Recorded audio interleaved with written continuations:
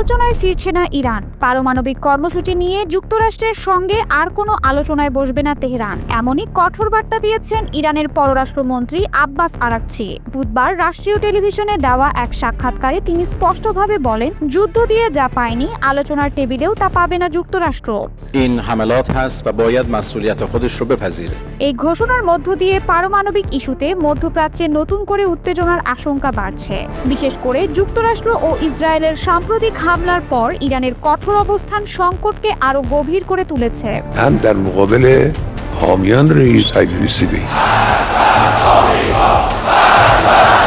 Araghchi জানান, যুক্তরাষ্ট্র থেকে বেশ কিছুবার বার্তা এলেও এখনো পর্যন্ত আলোচনায় বসার মতো কোনো বাস্তব পদক্ষেপ দেখা যায়নি। আলোচনা হবে কিনা তা নির্ধারিত হবে শুধুই জাতীয় স্বার্থ অনুযায়ী, বলেছেন তিনি।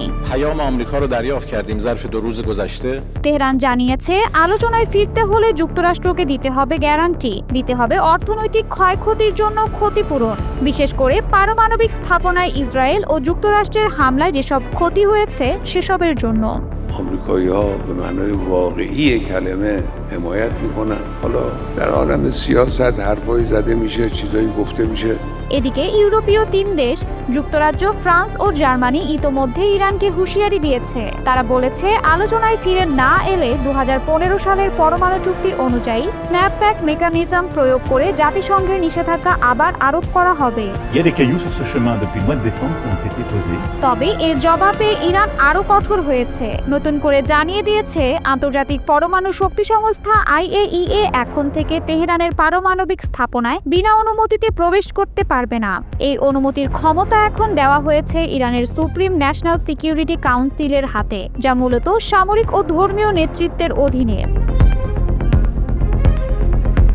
আরাকচি আরও বলেন, IAEA গত কয়েক মাসে যে রিপোর্ট দিয়েছে তাতে বোর্ড অব গভর্নেন্সে যে প্রস্তাব পাশ হয়েছে সেটি আমাদের বিরুদ্ধে ছিল। এই যুদ্ধ শুরু হওয়ার আগেই তারা পক্ষপাত দুষ্ট রিপোর্ট দিয়েছে। তেহরানের অভিযোগ, যুক্তরাষ্ট্র ও ইসরায়েলের হামলার পরপরই আন্তর্জাতিক পর্যবেক্ষকরা দেশ ছাড়ে, ফলে সংস্থার নিরপেক্ষতা নিয়ে প্রশ্ন উঠেছে। এই মুহূর্তে ইরান ও যুক্তরাষ্ট্রের মধ্যে সরাসরি আলোচনা নেই, তবে যুক্তরাজ্য, ফ্রান্স ও জার্মানির মাধ্যমে পেছনের দরজা দিয়ে কিছু বার্তা বিনিময় চলছে বলে জানা গেছে। আন্তর্জাতিক গণমাধ্যমগুলো জানাচ্ছে, আগস্টের শেষ নাগাদ কোনো সমাধানে না পৌঁছতে পারলে ইউরোপীয় দেশগুলো জাতিসংঘের নিষেধাজ্ঞা পুনর্বহালের উদ্যোগ নিতে পারে।